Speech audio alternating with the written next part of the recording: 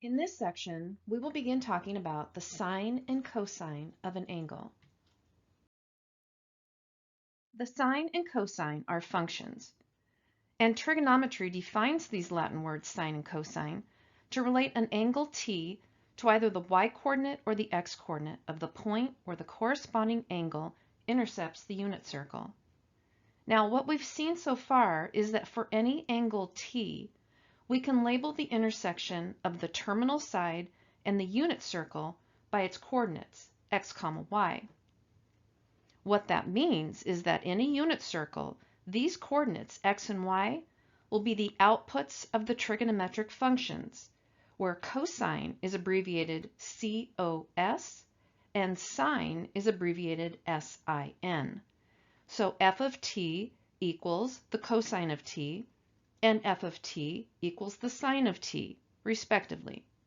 This means that x is equal to the cosine of t, and y is equal to the sine of t. Now, this is all true in a unit circle, so it begs the question, what do the cosine of t and the sine of t equal when the radius is not 1? So let's take a look at what happens with the sine and cosine as the radius changes. And you can see in this image, it's a GeoGebra applet that I'm going to give you a link to. We're beginning with a circle of radius r, and below that you'll see sliders. And right now r is set to 1. So this is a unit circle, and we have a theta of 40 degrees. Over on the right, you see that the sine of 40 degrees is 0.64 and the cosine of 40 degrees is 0.77. Now, I'm going to go through the process of changing the theta, and as I change the theta, notice that the sine and cosine are also changing, which is what we would expect to see. But now I'm curious about what's going to happen as I change the radius. So from 1 radius to 2 radiuses, the circle gets larger. Now, I'm at 0.82 and 0.57.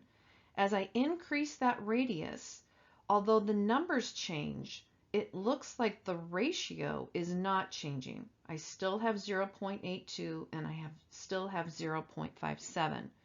So the conclusion is that in general, although the lengths of x and y may change, as the radius changes, the ratios of x and y to the radius will remain constant for any given angle. So here's the formal definition. What that means is that for a point x, y on any circle with radius r, so we don't have to have a unit circle, it's any radius r, at an angle of theta in standard position, where x squared plus y squared equals r squared, then the following functions can be defined as: the sine of theta is equal to the ratio of the y value over the r value, and the cosine of theta is equal to the ratio of the x value over the r value. So when we have a unit circle where r is 1, it is true that the sine of theta is equal to y and the cosine of theta is equal to x. But the minute that that changes from 1, we have to remember to divide by that radius.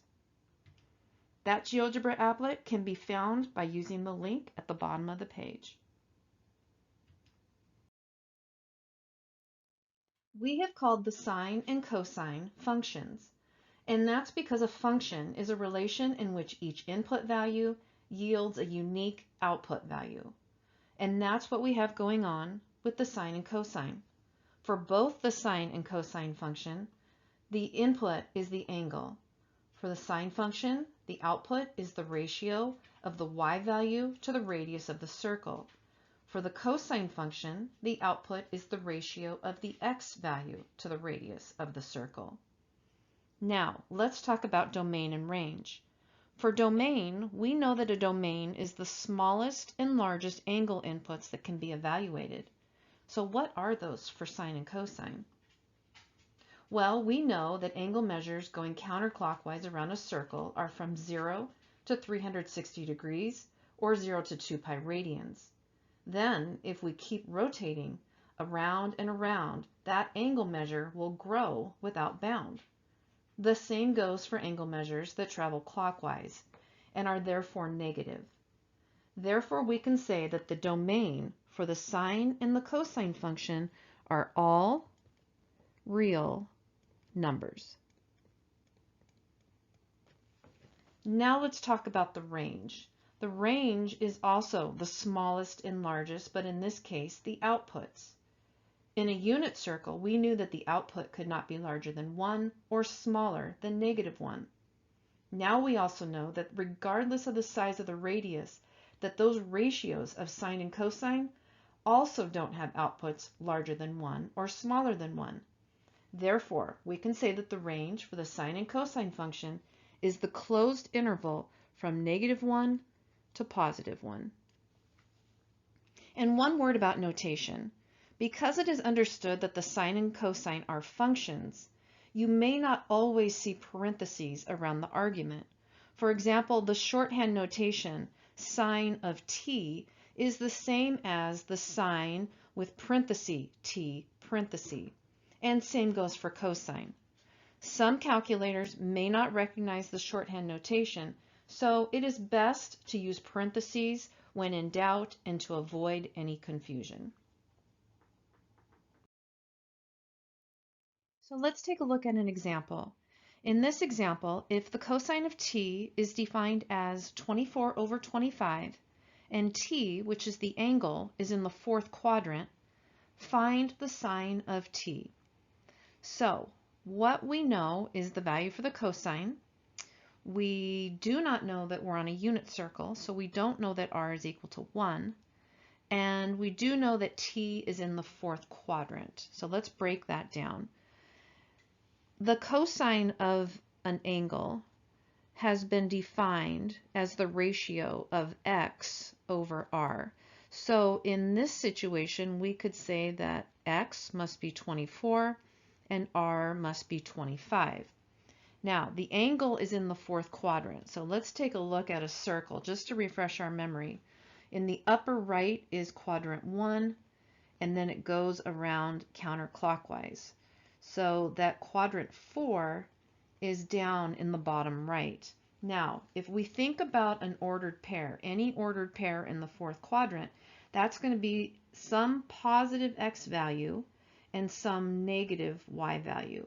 Some positive x value and some negative y value. In fact, let's just go ahead and fill in the rest of this. For quadrant 1, we would expect coordinates that are both positive. For quadrant 2, we would expect a negative x and a positive y. And in quadrant 3, we would expect both values to be negative. So what we know is that for the sine, here's how this helps us. We know that we're being asked to find the sine. Well, the sine is y over r. So what we're going to need to remember when we find y is that that y value has to be negative. And you'll see how that comes into play here in just a minute. So I'm going to use the Pythagorean theorem, which is x to the second plus y to the second equals r to the second, and solve for y. And that's because the x value has been given and the r value has been given. So if I solve this equation for y, I'm going to get, let's see, 24 to the second power is 576, and 25 to the second power is 625. I will subtract 576 from each side, and I get a nice perfect square number, 49. Normally, we're going to say that y is equal to plus or minus the square root of 49, which is 7. But in this case, remember what we said, we're in the fourth quadrant, so we know that that y value is negative. So in quadrant 4, the y value is going to be -7. And so that means, let me go back up to the top here, that my sine of that angle t is going to equal -7 over 25. And that's my final answer. There are other ways to do this problem, and as we continue through trigonometry, we will talk about some of those ways, but for now, this way works pretty good. Just a note of caution, don't forget to write the input. Notice that in the beginning it said the cosine of t. T is the input. That is not the same thing as just writing cosine. There is no way that you can have this output of 24 over 25 unless you have some input. So if you find yourself writing notes doing something like just sin equals -7 over 25, that will be counted incorrect because you can't have an output without an input. All right, so now I think we're ready to write a summary of the cosine and sine values for some of our common angles, and we're going to concentrate just on quadrant 1 for right now.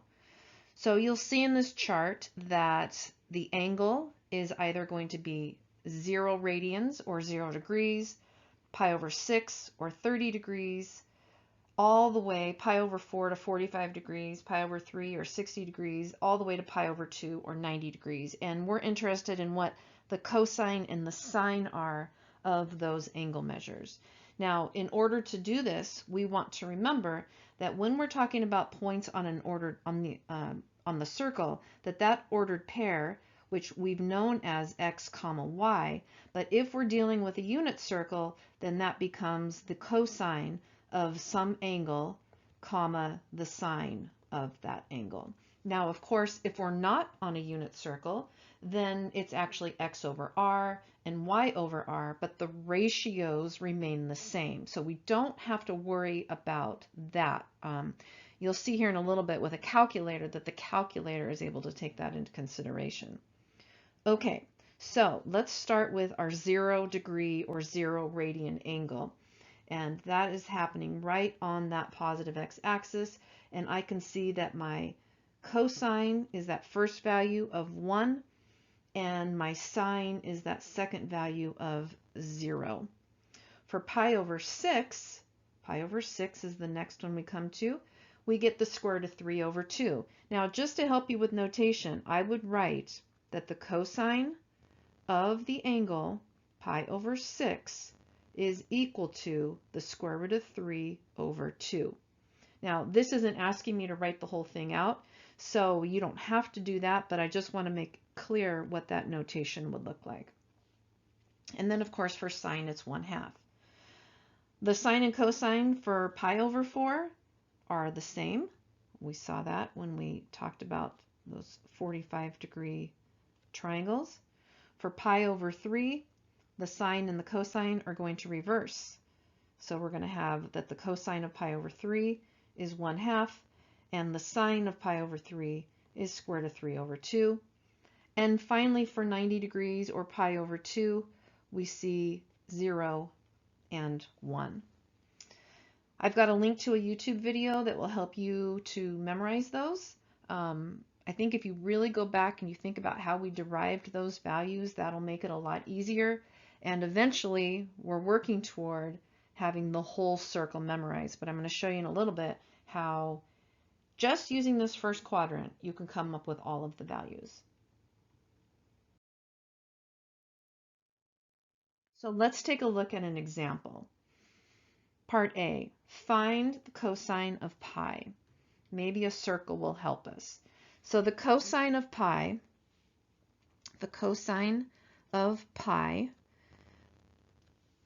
means I'm looking for the output when we have an input of pi. And we know that pi is halfway around that circle.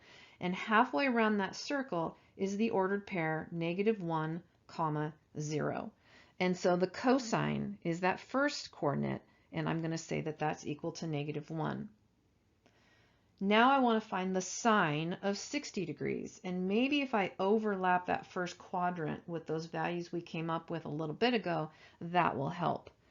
The sine of 60 degrees, let's find 60 degrees. 60 degrees is up in the same location as pi over 3, and the sine is going to be that second value.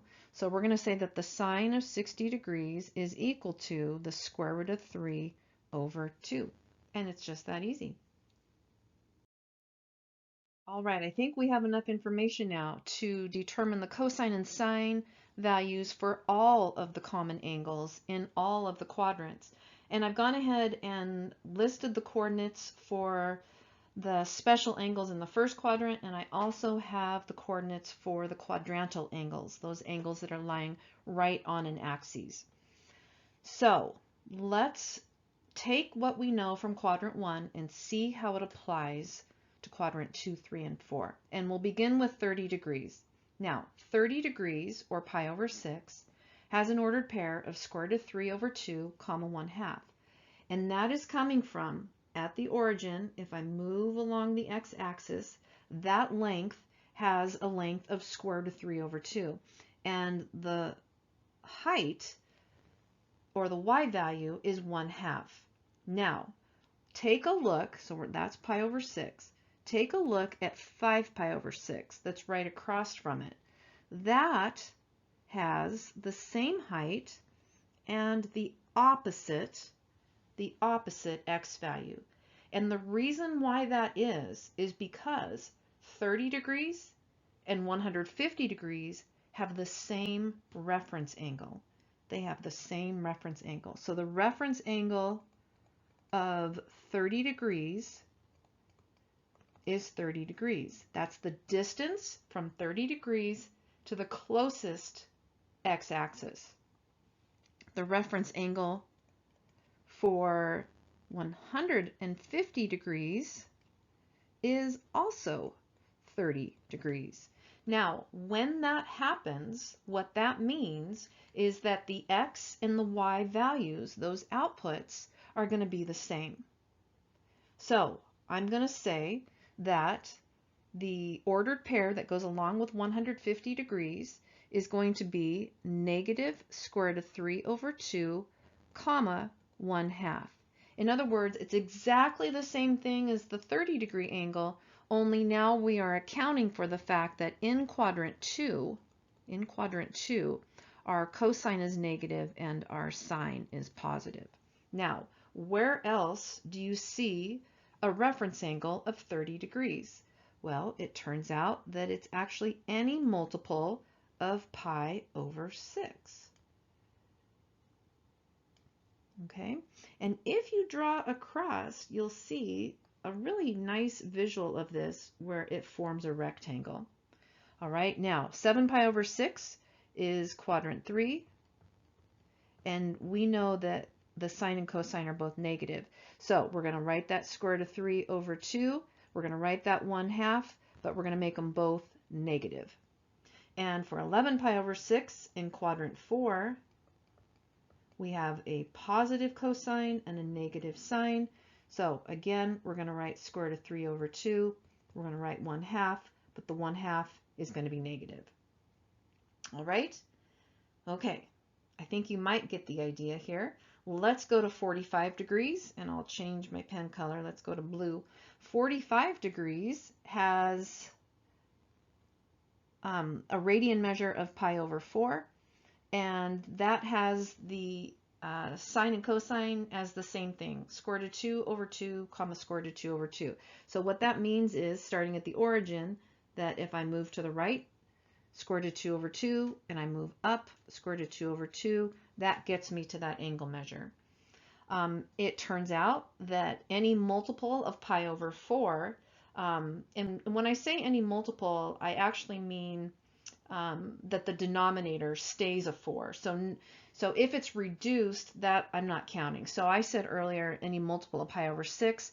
I know that 2 pi over 6 is a multiple of pi over 6, but 2 pi over 6 reduces to pi over 3, so I'm not counting that. Anything that I see on this circle that has a denominator of 6 is what I'm talking about. Or, in this case, anything that's on the circle that has a denominator of 4 is what I'm talking about. So take a look at this. That's going to include 3 pi over 4. That's going to include 5 pi over 4 and 7 pi over 4. If I draw across and down to those angles, you see that another,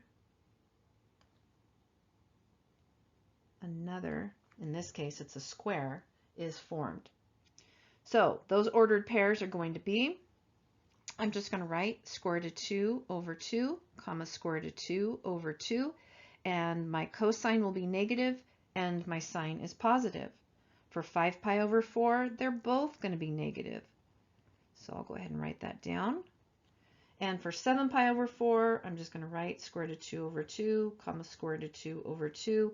But I know in quadrant 4 that the sine is negative. Okay? Now, the last one I should leave for you to do, but let's go ahead and do it. I'm going to pick a dark green and see how this shows up. 60 degrees, or pi over 3, has an ordered pair of 1/2, comma square root of 3 over 2. And so anything that is a multiple of pi over 3 and keeps that denominator of 3, so we're talking about 2 pi over 3, we're talking about 4 pi over 3, and we're talking about 5 pi over 3, and making our way all the way back up to finish off that rectangle. All of those values, they have the same reference angle as each other, and because of that, their ordered pairs are going to be the same, but accounting for the fact that we have different quadrants. So I think, hopefully I've made the point that you really don't have to memorize the whole circle. You just have to memorize the first quadrant. And if you can memorize that first quadrant, then you can easily derive the rest of the values. Now, there's a GeoGebra applet listed below that will give you maybe a little bit cleaner visual of this. I would really urge you to take a look at this. I'll also be posting some tips and tricks for helping you to remember this, but I would say that within the first 2 weeks of your trigonometry class, these values should be easy for you to derive on your own without having anything in front of you. So that should be your goal. Okay, for a more concrete method of finding those XY values that we saw on the previous slide, you know, the intuitive approach, the developing approach is the way that I go about it, because I can always reason through something like that. But if you're a person who likes more of a formula, then this is for you. So what we're going to do here is I'm just going to give you a list of how you can come up with those values step by step. So to find the XY coordinates of a point, given the angle of a point on a circle and the radius of the circle, first, you're going to find the reference angle by measuring the smallest angle to the x-axis. So we talked about that before. 2, you're going to find the cosine and the sine of that reference angle. So we saw that on the previous slide where we looked and compared 30 degrees to 150 degrees. We said that 150 degrees had a reference angle of 30 degrees. So we could find the sine and the cosine of 30 degrees to help us determine the sine and cosine of 150 degrees. But then we have to make sure that we have the appropriate sides. So we have to make sure that that sine is the sine for the given quadrant. Okay? Now, how do you find reference angles? I like to just visually look at it, but again, if you would like a more concrete way of doing that, if you're being asked to find a reference angle and you're given an angle that's between 0 and 2 pi or 0 and 360 degrees, here's how you do it. If the angle is in the first quadrant, then it is its own reference angle. So for example, 30 degrees was in the first quadrant, it is its own reference angle. If it's in the second quadrant or the third quadrant, then the reference angle is, if you're in radians, it's going to be the absolute value of pi minus that angle in radians. Or if you're in degrees, it's going to be the absolute value of 180 degrees minus that angle in degrees. If you're in the fourth quadrant, the reference angle is going to be 2 pi minus the angle in radians, or if you're in degrees, 360 degrees minus t. And finally, if an angle is less than 0 or 0 degrees, or it's greater than 2 pi or 360 degrees, you want to find a coterminal angle that is between 0 and 2 pi, or 0 and 360 degrees, and then apply the properties that are listed above. Now let's take a look at an example.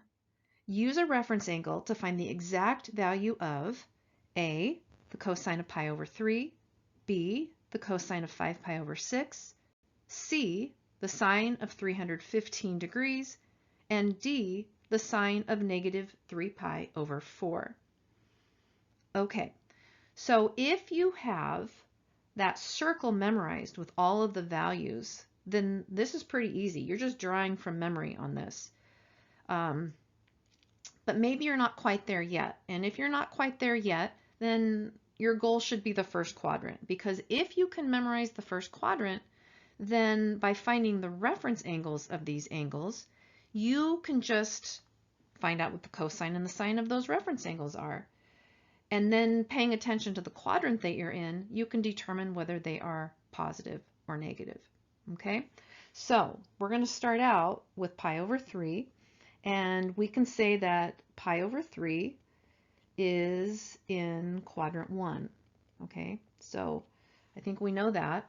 And what we saw in those how-to instructions earlier is that if you have an angle in the first quadrant, then it is its own reference angle. Okay, so pi over 3 has as its reference angle itself.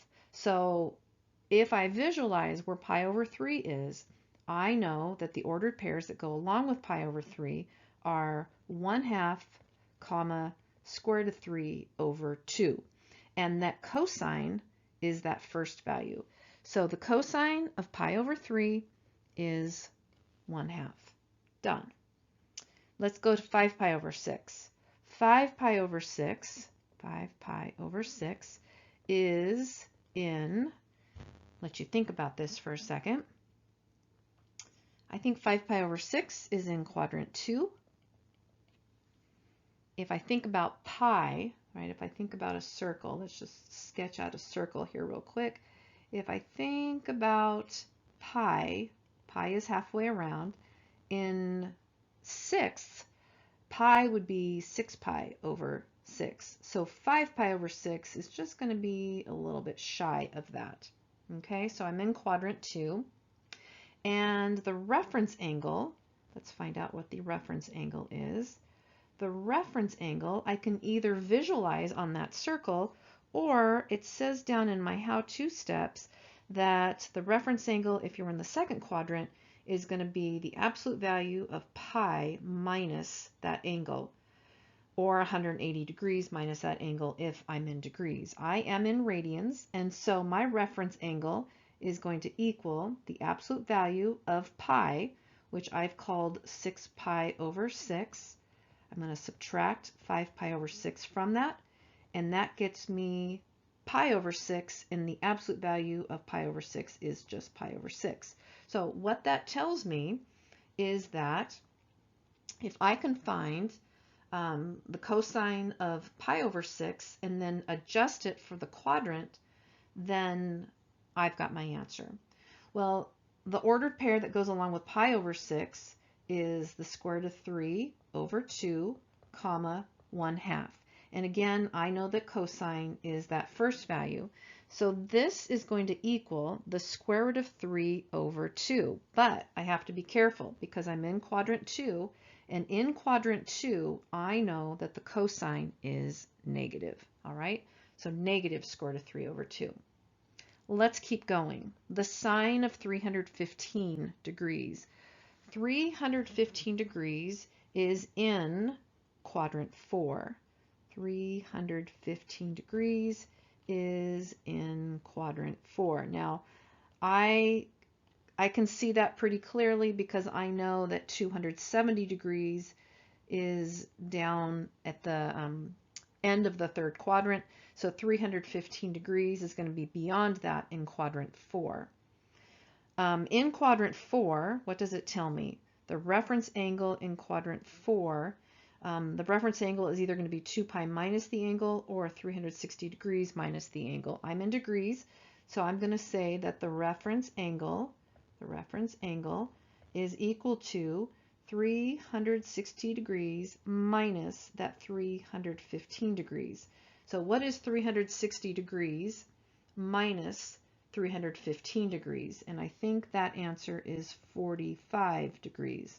Now, if I think about 45 degrees, the ordered pair that goes along with that is the square root of 2 over 2 and the square root of 2 over 2.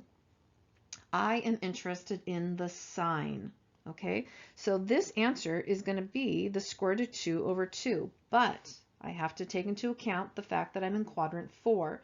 And remember that in quadrant 4, I have positive cosine and I have a negative sine. So this answer is actually going to be negative square root of 2 over 2. And finally, the last one, the sine of negative 3 pi over 4. Well, this is a situation where my angle is actually less than 0. So what I want to do is find a coterminal angle that is positive.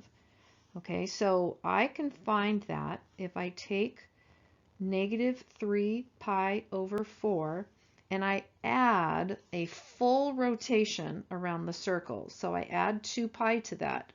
That's how I'm going to find a positive coterminal angle. Now, 2 pi in fourths is 8 pi over 4, right? 8 divided by 4 is 2. And so what that tells me is that the sine of negative 3 pi over 4 and the sine of 5 pi over 4 are coterminal. They measure different spaces. One is going clockwise, one is going counterclockwise, but they have the same sign. Okay, so let's focus on 5 pi over 4. 5 pi over 4 is in which quadrant? 5 pi over 4 is in, let's see, well, if I'm in fourths, pi is 4 pi over 4. So it looks like I'm in quadrant 3. In quadrant 3. And if I'm in quadrant 3, then I'm going to use the same technique that I did for quadrant 2. And I'm going to take the angle measure and I'm going to subtract it either from pi or 180 degrees. I'm in radians, so I'm going to take, let's see here, I'm going to write the reference angle is the absolute value of pi, which I'm going to call 4 pi over 4, minus 5 pi over 4. Now, 4 pi over 4 minus 5 pi over 4 is negative pi over 4, but the absolute value of negative pi over 4 is positive pi over 4. Pi over 4 has the same ordered pairs as 45 degrees.